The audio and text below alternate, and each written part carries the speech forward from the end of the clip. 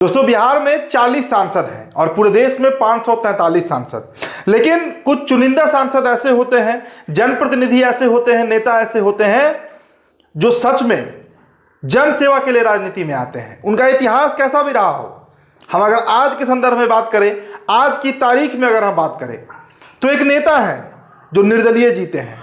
ना उन पर भाजपा की मेहरबानी रही, ना उन पर राजद की मेहरबानी रही, और ना ही तो उन पर नीतीश कुमार ही मेहरबान हुए। सच बताऊं तो कांग्रेस पार्टी ने भी उनके साथ छलावा नहीं किया है। हालांकि अभी वो कांग्रेस पार्टी के प्रति भक्त का हृदय रखते हैं। पूर्णिया से सांसद राजेश रंजन उर्फ पप्पू यादव। अब आपको लग रहा होगा कि मैं पप्पू यादव की प्रशंसा कर रहा हूं। दोस्तों प्रशंसा नहीं कर रहा हूं, आपको कुछ सच्चाई से रूबरू करवाना चाहता हूं। दिल्ली में देश के भी सभी सांसदों को आवास मिलता है, पप्पू यादव को भी मिला हुआ था, लेकिन उस आवास में वो नहीं रह रहे थे और अब एक नए आवास में उन्होंने गृह प्रवेश किया है। एक दो दिन पहले की कुछ तस्वीरें हैं जो आपको हम दिखाना चाहेंगे, और फिर आपसे इस घर की जो विशेषता है, मतलब मैं इंटीरियर की बात नहीं करूंगा कि कितने लाख का पर्दा लगा है, कितने लाख का टाइल्स लगा है, कैसा कमोड लगा है, कहां कहां एसी फिट हुआ है, इस पर हम चर्चा नहीं करेंगे। उस घर का सदुपयोग कैसे किया जा सकता है, एक जनप्रतिनिधि अपने घर का इस्तेमाल जन सेवा के लिए कैसे कर सकता है, ये आपको हम बताएंगे। पहले दोस्तों आप तस्वीर देखिए। ये तस्वीर है दोस्तों नारायण सेवा, इसका नाम है, बलवंत राय मेहता लेन, दिल्ली। और इस आवास में पप्पू यादव के यहाँ 24 घंटे का अखंड कीर्तन भी हुआ है और बाबा नाम केवलम जी के कीर्तन समारोह को आयोजित किया गया, जिसमें खुद पप्पू यादव भी शामिल हुए हैं। और अब आते हैं इस घर के बारे में आपको बताते हैं। पप्पू यादव दोस्तों 5वीं बार सदन पहुंचे हैं। इसके पहले 4 बार सांसद रह चुके हैं। ज्यादातर निर्दलीय ही जीते हैं, मतलब जनता के बीच उनकी पकड़ ऐसी है कि उन्हें किसी प्रशांत किशोर की जरूरत नहीं पड़ती है, उन्हें किसी चिराग पासवान की जरूरत नहीं पड़ती है, उन्हें किसी भी पार्टी की जरूरत नहीं पड़ती है। उन्हें सिर्फ जनता का भरोसा है, जो पप्पू यादव पूर्णिया से, कभी मधुबनी से चुनाव जीतते रहते हैं और सदन पहुंचते रहते हैं। अब इस घर के बारे में जान लीजिए। इसके पूर्व में भी जब साल 2014 में पप्पू यादव मधेपुरा से जीते थे, तब भी इस तरह का एक आवास उनका हुआ करता था। और इस आवास में दोस्तों 24 घंटे तो पहले लंगर चलता है। मतलब कोई भी बिहार का व्यक्ति, और सिर्फ बिहार तक ही सीमित नहीं है, देश का कहीं का भी व्यक्ति अगर भूखा है, दिल्ली में भटक रहा है, तो इस नारायण सेवा में पहुंच सकता है। और यहां पर नर को ही नारायण माना जाता है और उसे भरपेट भोजन खिलाया जाता है। अगर किसी नर का आत्मा तृप्त हो गया तो पप्पू यादव मानते हैं कि मैंने नारायण की सेवा कर ली।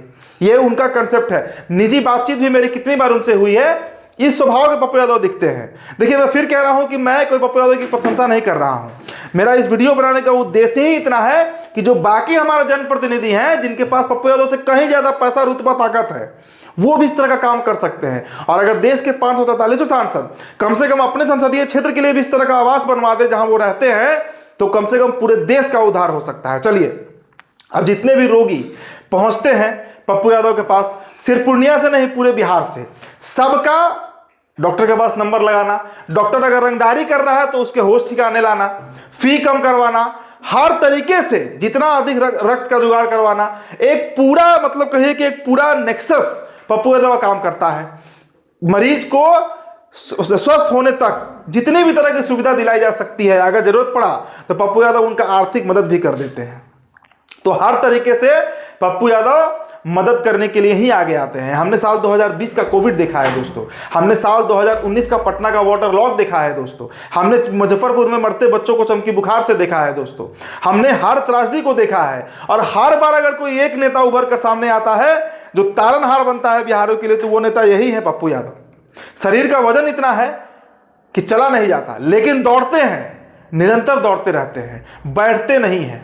मैंने कई बार देखा है कि 5-5 फ्लोर पैदल चढ़ जाते हैं, 5-5 फ्लोर इनको मैंने पैदल चढ़ते हुए देखा है।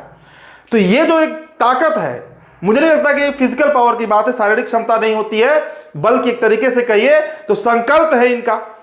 और यही संकल्प इनका साथ देता है, यही कॉन्फिडेंस इनका काम आता है, जो ये अकेले लड़ते हैं। आप देखिए पूर्णिया में जो चुनाव हुआ दोस्तों, मैं 8 दिन पूर्णिया रहा था, जो कवरेज करना था। संतोष कुशवाहा जदयू से लड़ रहे थे, बीमा भारती आरजेडी से लड़ रही थी। 40 विधायक तेजस्वी प्रसाद यादव ने उतार दिया था पूर्णिया में। तेजस्वी यादव ने मन से कह दिया कि संतोष कुशवाहा को वोट दे दीजिए, पप्पू यादव को नहीं देना है। लेकिन जनता टस से मस ना हुई, 6.25 लाख वोट इनको आया। मतलब मोदी लहर में, मोदी युग में अगर निर्दलीय कोई 6.25 लाख वोट से जीत रहा है, तो समझिए कि ये किस कद का जनता का प्रेम इनको मिला हुआ है और उस प्रेम का कारण यही सेवा है। इस तरह का सेवा है जो निरंतर पप्पू यादव करते रहते हैं और जनता इन पर खुलकर प्यार उठाती है, मतलब वोट के माध्यम से ही समझ लीजिए। तो जो बाकी जनप्रतिनिधि हैं, चाहे विधायक हो, मंत्री हो, सांसद हो, अगर वो भी अपने आवास पर इस तरह की सुविधा उपलब्ध कराने लगे तो काहे का किसी को प्रॉब्लम भाई। अब मैं बक्सर का हूं, मान लीजिए हमारे सांसद सुधाकर सिंह हैं, अगर सुधाकर सिंह भी इस तरह का व्यवस्था करने लगे कि बक्सर का कोई भी रोगी, कोई भी प्रताड़ित गरीब पहुंचेगा उनके आवास पर, उसके रहने खाने का व्यवस्था हो जाए, उसके इलाज का व्यवस्था हो जाए, सोचिए बक्सर का कितना उद्धार हो सकता है। पटना से रविशंकर बाबू सांसद हैं, मीसा भारती सांसद है, लेकिन कोई पार्टी के हो, मैं किसी पार्टी पर नहीं जा रहा हूं, किसी का ये उद्देश्य नहीं है। वोट मिला, मीसा भारती तो पाटलिपुत्र आई नहीं, साल लगने वाला है अगले महीने। पाटलिपुत्र में अभी 4 दिन पहले गया था कवरेज करने, कई लोगों से बातचीत हुई, सब लोग नाराज हैं। रविशंकर प्रसाद पटना में दिखते ही नहीं है। तो सभी सांसदों का मैं उदाहरण के तौर पर इनका नाम ले रहा हूं, आप किसी क्षेत्र में चले जाइए, सबका वही गुणागणित है। तो उस अंधेरे में कहते हैं ना कि एक जुगनू, उस जुगनू का काम करते हैं पप्पू यादव, जो प्रकाश तो थोड़ा दे पाते हैं लेकिन रोशनी सब जगह पहुंच जाता है। तो दोस्तों, आपकी जो प्रतिक्रिया होगी हमारे इस वीडियो पर जरूर बताइएगा। फिलहाल इस रिपोर्ट में इतना ही। मेरा नाम उदित तारण है, बहुत बहुत शुक्रिया।